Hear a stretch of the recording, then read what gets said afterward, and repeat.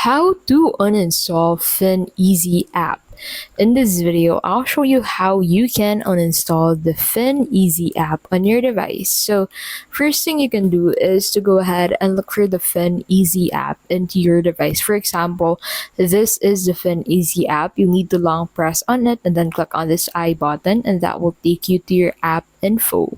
So on your app info, you'll basically find this uninstall button at the bottom middle of your screen. Simply click on it and then confirm uninstalling the app from your device.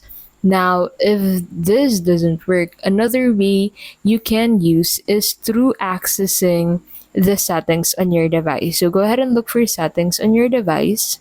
And then once you have opened settings, go ahead and look for the apps tab. So you'll be able to find that once you scroll down. So click on it.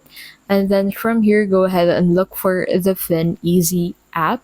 So you can use the search bar to easily look for it from this list. And then once you've found it, simply click on it to open it. And then from there, click on the uninstall button to uninstall it from your device. And that is how you can basically uninstall the FinEasy app on your device.